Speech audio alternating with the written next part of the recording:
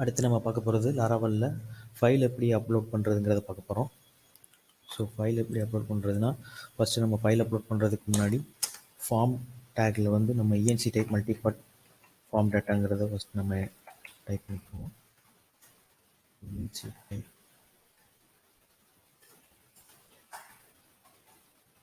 Multipart form data. நான் ஏற்கனவே CRUD application பண்ணதுலேயே வந்து எக்ஸ்ட்ரா ஒரு ஃபீல்டு ஆட் பண்ணுறேன். ப்ரொஃபைல் பிக்சர்னு நான் செட் பண்ணிக்கிறேன்.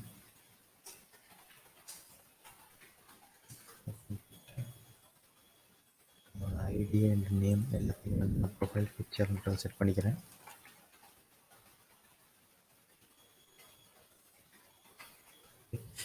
டேட்டாபேஸில் பார்த்தீங்கன்னா எனக்கு அந்த காலம் இருக்காது ப்ரொஃபைல் பிக்சர்னு. ஸோ நான் மைக்ரேஷன் டேபிள்லையும் போய் நான் அந்த ப்ரொஃபைல் பிக்சருங்கிறத நான் ஆட் பண்ணிக்கிறேன். டேட்டாபேஸில் மைக்ரேஷன்ஸில் இதுலேயும் பார்த்தீங்கன்னா எனக்கு நான் ப்ரொஃபைல் பிக்சர் ஆட் பண்ணிக்கிறேன். மாடல் ஃபைலில் நான் ஆட் பண்ணலை, மாடல் ஃபைல்லையும் ஒரு ஃபீல்டு ஆட் பண்ணிட்டேன்.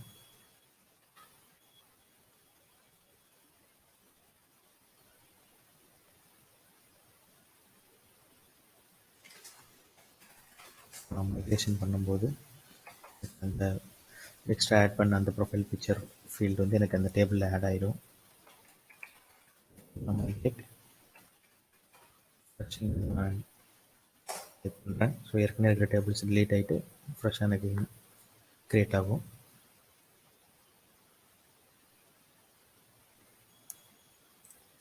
ஓகே, டிபியை விசிட் பண்ணி பார்ப்போம்.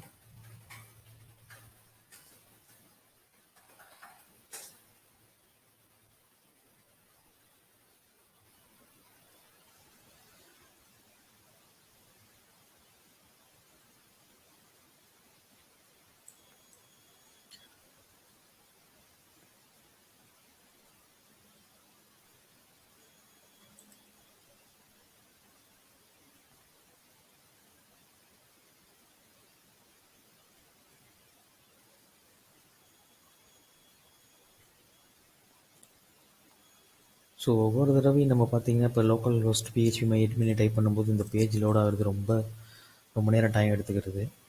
ஸோ இது மாதிரி நம்ம அது வர்றது வரைக்கும் நம்ம வெயிட் பண்ணிக்கிட்டு இருக்கிறோம். ஸோ அந்த மாதிரி அதெல்லாம் வந்து ஓவர் கம் பண்ணுறதுக்கு தான் வந்து கொரி பில்டர் யூஸ் பண்ணுவாங்க.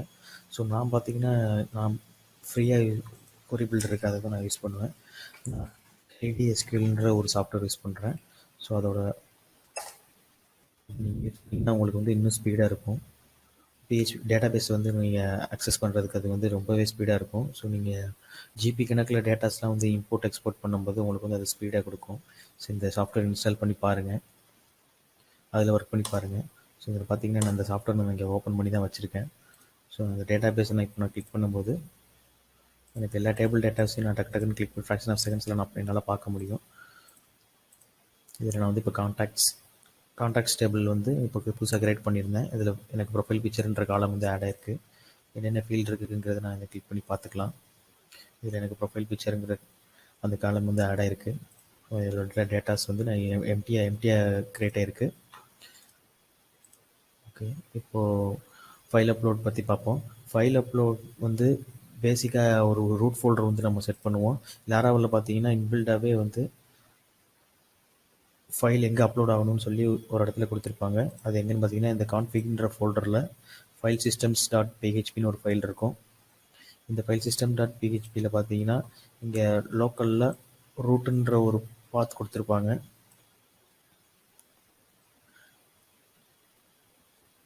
ஸோ இங்கே ஆப்பில் பப்ளிக் ஃபோல்டரை வந்து பாயிண்ட் பண்ணியிருக்காங்க. ஸோ இந்த ரூட்டில் இங்கே என்ன பாயிண்ட் பண்ணியிருக்காங்களோ அதுதான் உங்களுக்கு வந்து அந்த ஃபைல் அப்லோட் ஆகிற பாத்து. இதுதான் உங்களுக்கு வந்து டிஃபால்ட்டான பாத்து. இதுக்கு மேலே நீங்கள் அங்கே என்ன ஃபோல்டர் நேம் கொடுக்குறீங்களோ அது வந்து அங்கே செட் ஆகி அதில் அப்லோட் ஆகும். ஸோ அதை எப்படி அப்லோட் பண்ணுறதுங்கிறத பார்ப்போம். ஸோ நான் ஃபீல்டு வந்து எல்லா இடத்துலையும் அந்த காலம் நேம் க்ரியேட் பண்ணிட்டேன், ஃபார்ம்லேயும் அந்த ஃபீல்டு க்ரியேட் பண்ணிட்டேன். இப்போ நான் கண்ட்ரோலரில் வந்து போஸ்ட் பண்ணும்போது அந்த ஃபைலை வந்து எப்படி சேவ் பண்ணுறதுங்கிறத பார்ப்போம்.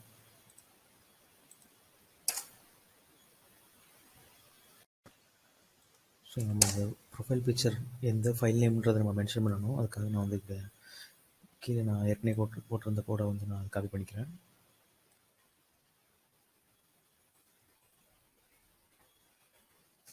ஆல்ரெடி என்ன காலமில் என்ன ஃபீல்டுன்றதை நம்ம இங்கே மென்ஷன் பண்ணியிருந்தோம்.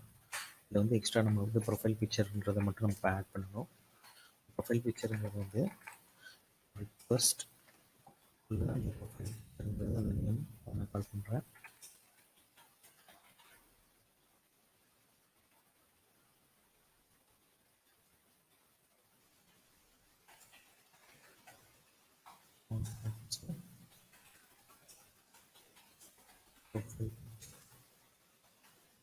சேவ் பண்ணாலே உங்களுக்கு வந்து சேவ் ஆகும். ஆனால் அந்த பப்ளிக் ஃபோல்டரில் வந்து நம்ம வேறு ஏதாவது நேம் வந்து இப்போ நம்ம ரீநேம் பண்ணி நம்ம அதை சேவ் பண்ணணும்னு நினைக்கிறோம்னா அதை வந்து நம்ம அதோட எக்ஸ்டென்ஷனோட சேர்த்து நம்ம அதை சேவ் பண்ணணும். ஸோ நான் அந்த ஃபைல் நேமை வந்து டைமை வச்சு நான் டிஃபர் பண்ணுறேன். ஸோ வேறு டைமில் நீங்கள் அப்லோட் பண்ணும்போது அந்த டைம் நேமை வச்சு நான் அந்த ஃபைல் நேமை கன்வெர்ட் பண்ணி நான் அப்லோட் பண்ணுறேன். ஸோ ஃபைல் நேம் வந்து டைம் மட்டும்தான் இருக்கும். அது பக்கத்தில் நம்ம அதோட எக்ஸ்டென்ஷனை யூஸ் பண்ணணும். ஸோ ரிக்வஸ்ட் அந்த ஃபைல் நேமோட எக்ஸ்டென்ஷன் நம்ம ஃபைல் நேமோட நம்ம கொடுத்தா தான் அது ஃபைல் நேம் வந்து அந்த எக்ஸ்டென்ஷனோட சேவ் ஆகும். ஸோ அதோட எக்ஸ்டென்ஷன் எடுக்கிறதுக்கு வந்து பார்த்திங்கன்னா எக்ஸ்டென்ஷன் ஒரு ஃபங்க்ஷன் இருக்குது.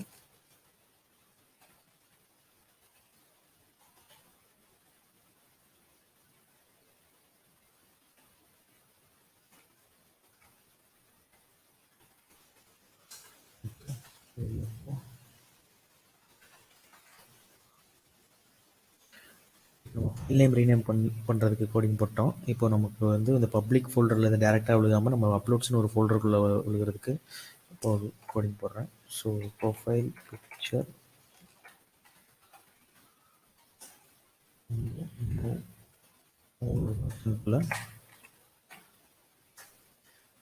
பப்ளிக் பாத்துன்னு ஒரு ஃபங்க்ஷன் இருக்குது. ஸோ பப்ளிக் பாத்துன்ற ஃபங்க்ஷனுக்குள்ளே நீங்கள் என்ன ஃபோல்டர் நேம் கொடுக்குறீங்களோ அது அப்லோட் ஆகும். இங்கே வந்து அப்லோட்ஸ்னு ஒரு ஃபோல்டர் கொடுக்குறேன். அந்த அப்லோட்ஸ்ன்ற ஃபோல்டருக்குள்ளே செகண்ட் பேராமீட்டர் பார்த்தீங்கன்னா நம்ம என்ன ஃபைல் நேம் கொடுக்குறோமோ அதை கொடுக்குறேன்.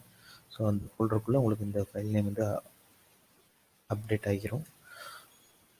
இங்கே இது எரர் காட்டுது. இன்னொரு ப்ராக்கெட் ஒன்று க்ளோஸ் பண்ணணும்.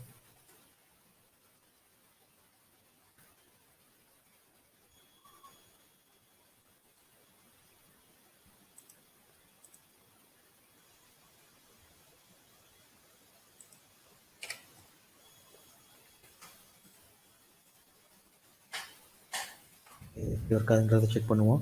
அதுக்கு முன்னாடி நம்ம அப்லோட்ஸ் அப்படின்ற ஃபோல்டர் வந்து பார்த்தீங்கன்னா ஃபோல்டருக்குள்ளே நம்ம ஒரு அப்லோட்ஸ்னு ஒரு ஃபோல்டர் ஒன்று க்ரியேட் பண்ணுவோம். பப்ளிக்குள்ளே ஃபோல்டர் க்ரியேட் பண்ணுறேன். எம்டியாக இருக்குது. ஓகே, இப்போ வந்து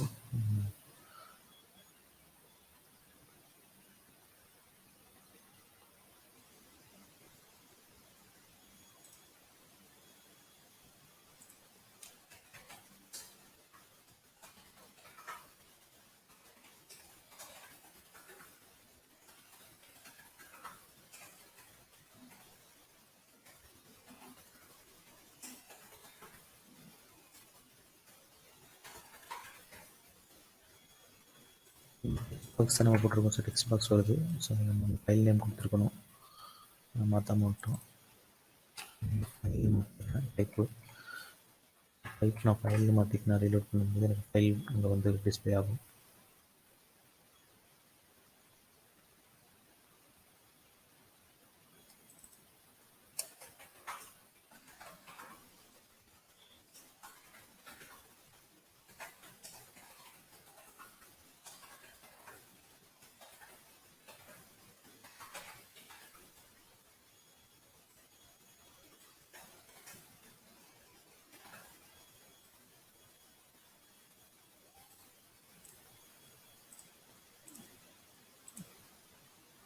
ஓகே, இப்போ நான் சப்மிட் பண்ணுறேன். ஸோ நான் சப்மிட் கொடுத்துட்டேன்.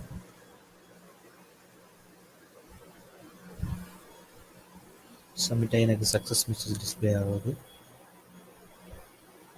ஓகே, இப்போ நான் டேட்டா பேஸில் போய் செக் பண்ணி பார்க்கும்போது எனக்கு அந்த பாத் வந்து ரூட் பாத்தோட சேர்த்து வருது.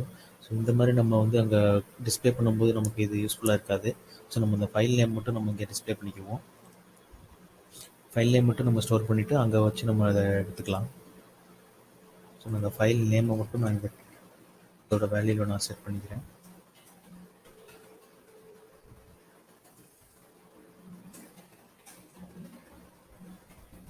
ஃபைல் நேம் மட்டும் செட் பண்ணிவிட்டு அப்லோட் பண்ண ஃபைல் வந்து நமக்கு இங்கே விழுந்திருக்கான்றதை செக் பண்ணி பார்த்துக்கலாம். பப்ளிக் ஃபோல்டரில் பார்த்தீங்கன்னா அப்லோட்ஸ்குள்ளே ஃபைல் விழுந்திருக்கு. ஸோ இந்த அப்லோட்ஸ் ஃபோல்டருக்குள்ளே இருக்கிற ஃபைல் நம்ம டெலீட் பண்ணிடுவோம். பப்ளிக்குள்ளே அப்லோட்ஸ்குள்ளே டெலீட் பண்ணிடுறேன். டேட்டாவையும் நம்ம வந்து எம்டி பண்ணிடலாம். இந்த டேபிளில் உள்ள டேட்டாஸ் எம்டி பண்ணிடுறேன். டெலிட் ஆயிடுச்சு.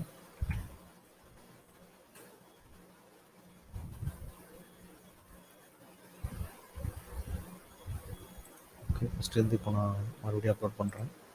கம்மி டேட்டாஸ் கொடுத்துக்கிறேன்.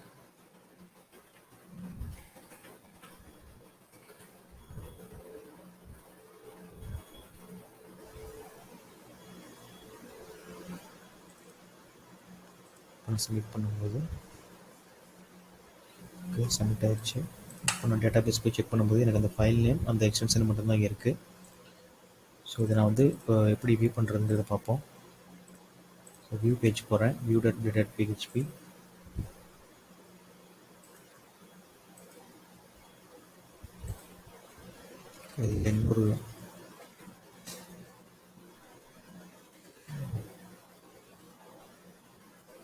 ஒரு டேபிள் டேட்டா ஒன்று கொடுத்துருவோம். ஸோ இதில் வந்து ப்ரொஃபைல் பிக்சர்னு ஒரு ப்ரொஃபைல் இதில் வந்து ப்ரொஃபைல் கொடுத்துருவோம்.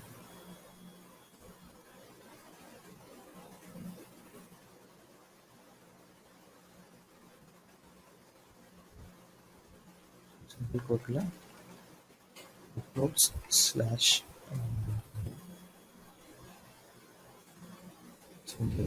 background.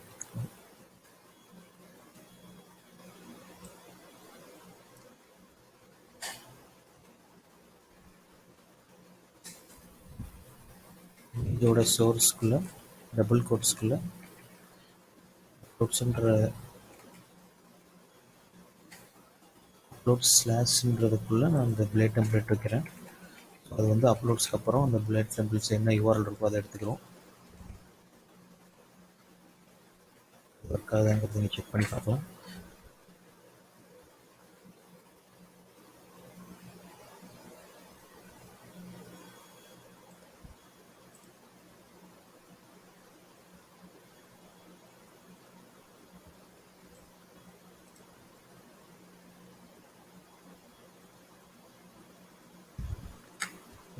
சிங்கிள் கோட் ஒன்று எக்ஸ்ட்ரா இருக்குது.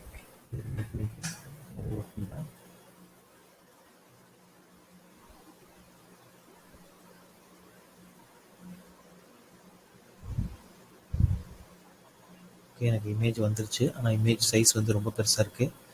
அதை வந்து நான் சின்னது பண்ணிக்கிறேன். ஸோ ஸ்டைல்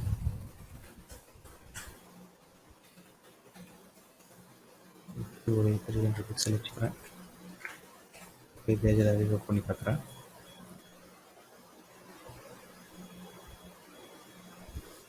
இப்போ வந்து இந்த ப்ரொஃபைல் பிக்சர் இருக்குது. நான் சாம்பிள் பிக்சர் ஒன்று போட்டதுனால உங்களுக்கு இவ்வளோ பெருசாக தெரியுது. நீங்கள் உங்களுக்கு சின்ன இமேஜாக ஒன்று அப்லோட் பண்ணி ட்ரை பண்ணி பாருங்கள்.